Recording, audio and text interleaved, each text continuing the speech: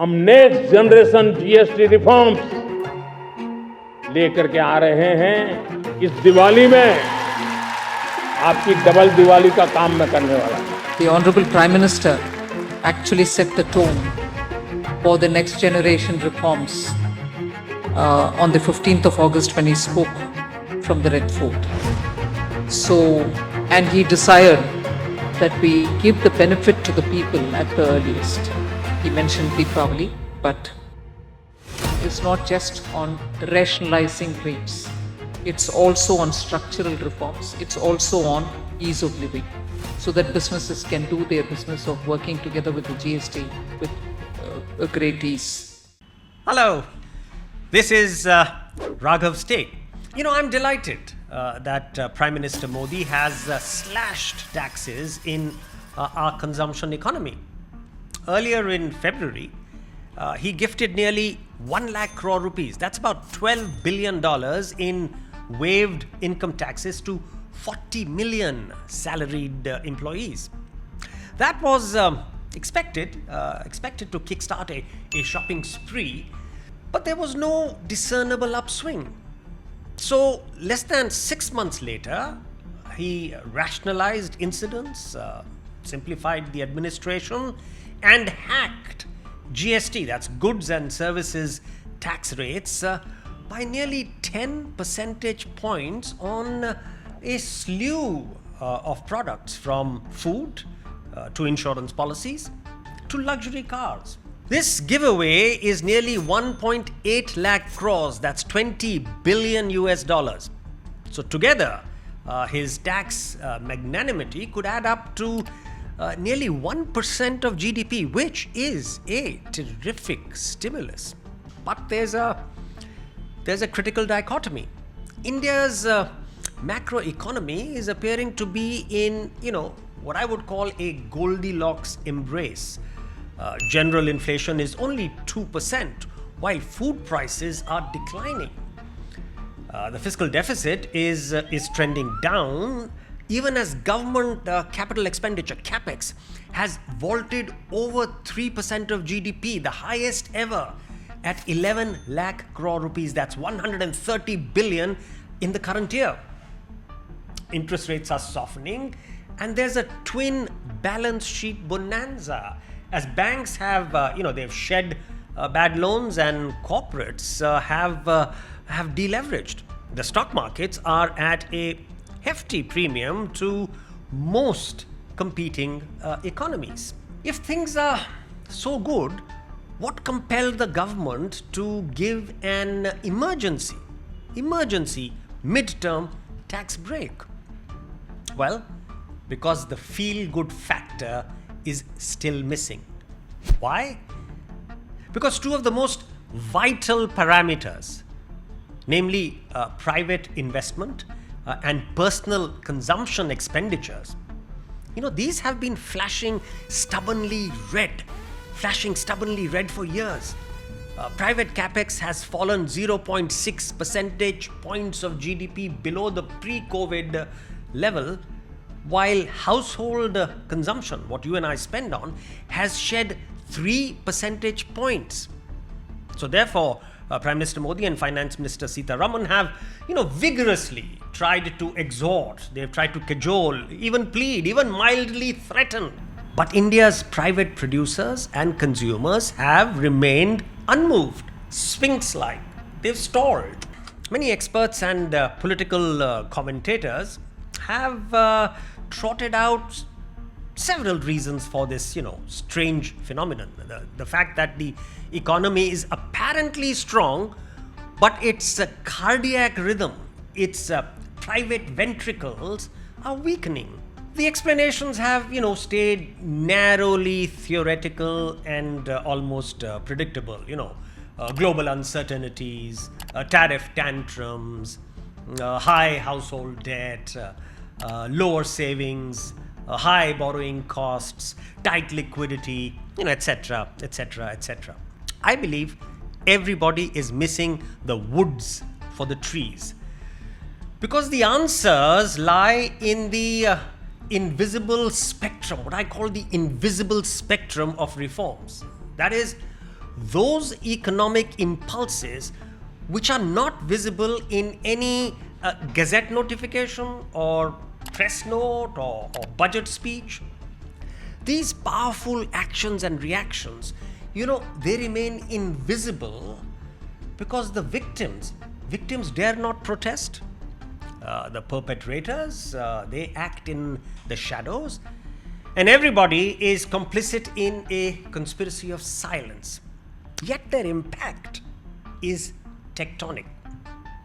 Here are two devastating stats that are not quoted too often. India's net FDI, foreign direct investment, has fallen by nearly 97% to a shocking $353 million last year. Why? Because Indian investors are taking as many dollars out of the country as foreigners are bringing in. Now, combine this with another deadly stat. Over the last 3 years, nearly $15,000 millionaires have permanently migrated from India. Their wealth could range from a minimum of $1 million to over hundreds of millions of dollars. So let me assume an average wealth of $10 million per migratory high net worth individual, that's HNI. So that's a wealth outflow of $50 billion every year.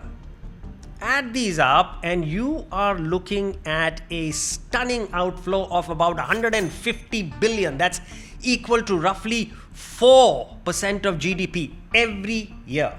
Now, if this $150 billion had stayed in India, it would have created a consumption and investment multiplier in India, not overseas. Since capital and consumer purchases both are leverageable, it could have actually created up to $300 billion, who knows, $300 billion of additional demand in the Indian economy. Alas, that capital has either flown the coop or it's been sequestered in, safe financial investments to be steadily remitted out to the new home of the migrants. Here's another debilitating unreform which is buried deep within the invisible spectrum. Our tendency to ban. As soon as our government sees a tiny trespass, a small, yes, shocking, but a small violation of the law, it slams the kill switch for everybody. Everybody, crashing the large, legitimate business along with, the fringe illegal one. The good guys and the bad guys are punished equally. You don't believe me, right? Well, a few people were using inflated equity valuations to launder money. But we slapped an angel tax on every premium investment, and that effectively outlawed the venture capital industry. Some guys were using cryptos to, trade on the dark web. What did we do? We obliterated the entire blockchain, taking India out of an exciting digital future. A few thousand addicts were going bankrupt in reckless gaming. What did we do? We poured kerosene and burned a gaming industry worth billions of dollars, effectively chucking another booming digital opportunity. We don't benchmark our regulations to global standards. We don't monitor to control excesses. We don't catch the culprits. We just ban everything for the good guys. In that process, we destroy humongous amounts of wealth. We throw thousands of people out of jobs. We freeze the growth of promising future industries.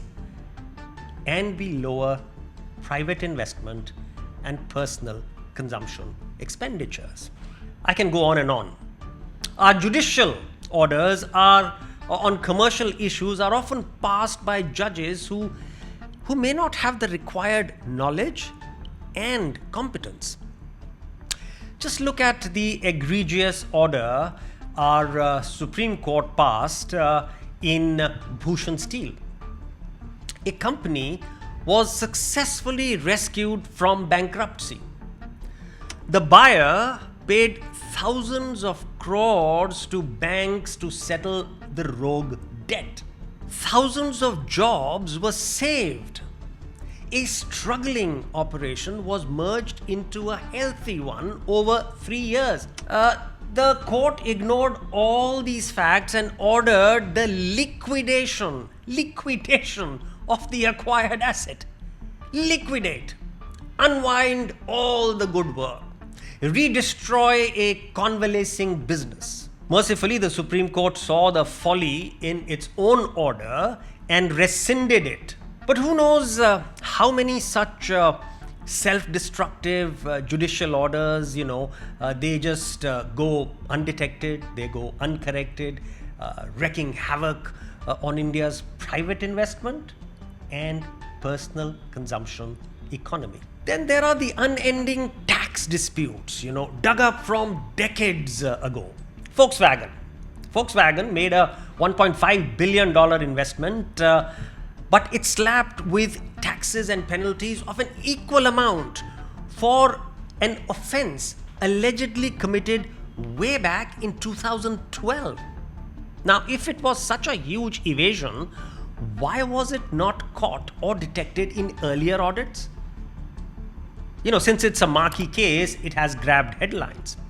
What's truly soul-crushing, are the millions of infractions that thousands of honest entities like you and I must deal with. So I guess you now understand why Goldilocks, instead of being euphoric, is anxious. She can't figure out why India fails to deal with the invisible spectrum of reforms.